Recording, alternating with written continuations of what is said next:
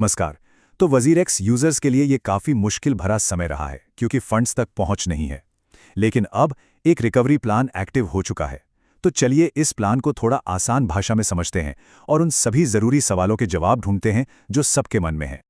तो सवाल यही उठता है कि इस रिकवरी प्लान का असल में यूजर्स के लिए मतलब क्या है, पैसा वापस कैसे मिलेगा, कौन कौन इसके लिए एलिजिबल होगा। चलिए एक एक करके इन सभी सवालों के जवाब जानते हैं जो अप्रूव्ड स्कीम है उसके आधार पर।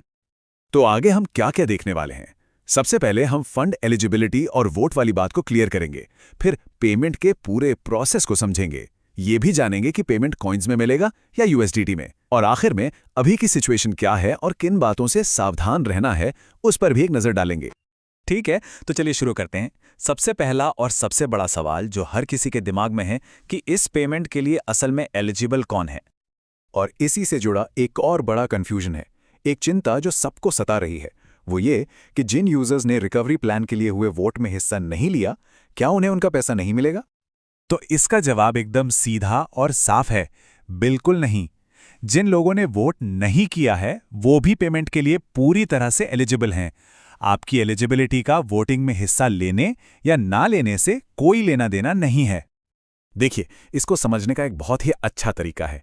इसे एक आम चुनाव की तरह समझिए। अगर कोई वोट नहीं डालता तो क्या उसे सरकारी योजनाओं का फायदा नहीं मिलता? बिल्कुल मिलता है। ठीक वैसे ही ये रिकवरी प्लान हर एक प्रभावित यूजर पर लागू होता है, चाहे किसी ने वोट किया हो या ना किया हो। तो पात्रता को लेकर कोई चिंता की बात नहीं है। तो अब जब ये साफ हो गया है कि कौन कौन एलिजिबल है, तो अगला सवाल आता है कि पेमेंट मिलेगा कैसे, मतलब क्या है पूरा प्रोसेस। इस पूरे प्रोसेस को समझने के लिए एक टर्म समझना जरूरी है, एनपीए, यानी नेट पेएबल एसेट। सिंपल भाषा में कहें तो ये वो वैल्यू है जो 18 जुलाई के मार्केट प्राइस के हिसाब से यूजर्स के एसेट्स की बनती है, और सारा का सारा जो पेमेंट है वो इसी एनपीए वैल्यू पर कैलकुलेट होगा। अच्छा, तो पेमेंट एक साथ नहीं मिलेगा। ये एक फेज्ड प्लान है। पहले फेज में टोटल एनपीए का 5% दिया जाएगा, उसके बाद दूसरे फेज में 15% और मिलेगा, और जो बाकी का बैलेंस बचा उसके लिए रिकवरी टोकन्स की बात हो रही है। ये शायद तब दिए जाएंगे जब प्लेटफॉर्म पूरी तरह से ऑपरेशनल हो जाएगा। हाँ, ये टोकन आखिर होंगे क्या, इस पर अभी पूरी क्लैरिटी आनी बाकी है। ठीक है, अब आते हैं एक और बड़े सवाल पर जिसे लेकर काफ़ी कन्फ्यूजन है। पेमेंट मिलेगा किस फॉर्म में? क्या वही पुराने क्रिप्टो कॉइन्स वापस मिलेंगे या फिर कुछ और? मतलब जो कॉइन्स होल्ड किए हुए थे, क्या वो मिलेंगे या फिर स्टेबल कॉइन यूएसडीटी? देखिए, इसको लेके दो अलग अलग बातें चल रही हैं। एक तरफ तो है वज़ीर-एक्स का ऑफिशियल बयान। उनका कहना है कि पेमेंट यूएसडीटी में मिलेगा।